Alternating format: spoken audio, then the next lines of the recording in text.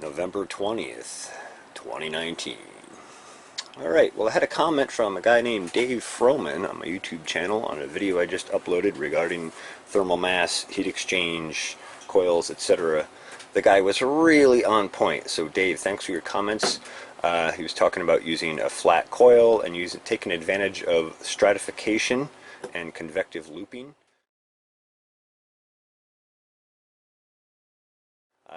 And so rather than type a really long response back to him, I thought I would just, I've been planning to do this video explaining my plans for upgrades, and I thought I would just do this video and explain it, and then of course Dave can critique it, and if there's any improvements in my design, I'm sure he could recommend them, and also other people will have a better understanding. So so I have this big cube tank. This is 275 gallons. This is my primary thermal mass tank, as most of you know by this point if you've been watching the channel.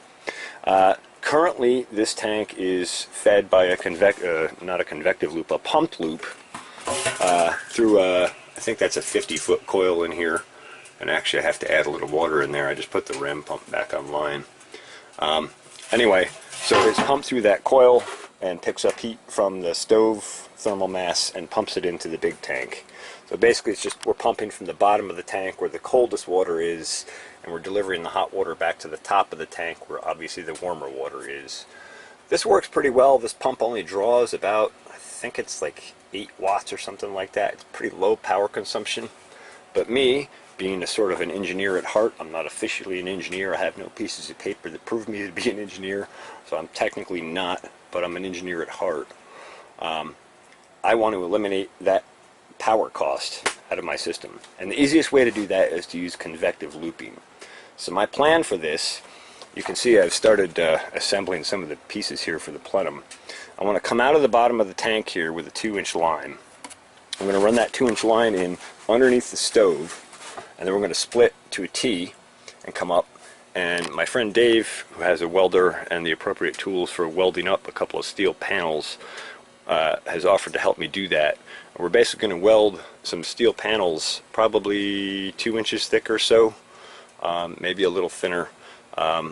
Basically there'll be steel tanks, fairly thin, that'll go probably not right up against the side of the stove because I don't want to risk boil over, but one on each side.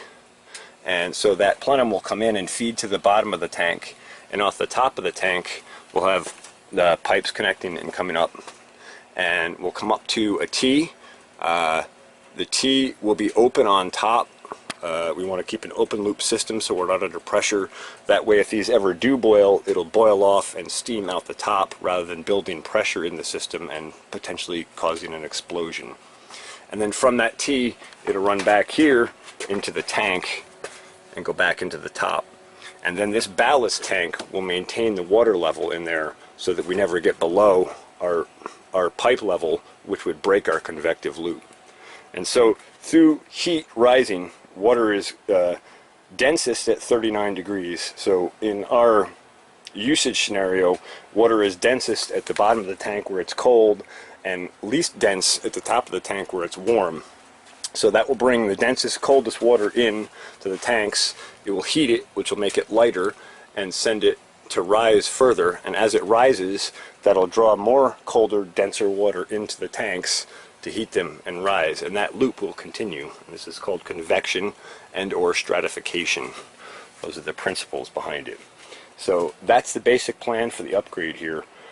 Eventually I'll probably do all sorts of other fun things with it, but that's the basic idea. And I probably at some point will eliminate this stock pot on top of here.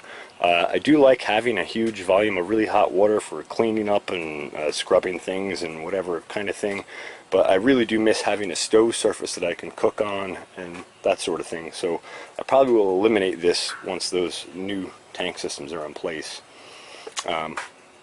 Anyway, that's the basic layout of how it's going to work. Dave, appreciate your comments, and you were right on point with your comments, and if you have any suggestions or ideas beyond that, I'd love to hear them. I know you did mention I should bury this tank in the ground. I'd love to do that, but that's a massive project here because you go down about 2.5 feet and you hit bedrock here, so I can't get all that deep. And if you haven't seen it, you should probably go back and look at the original greenhouse design, where I actually had an in-ground furnace, and there was a whole,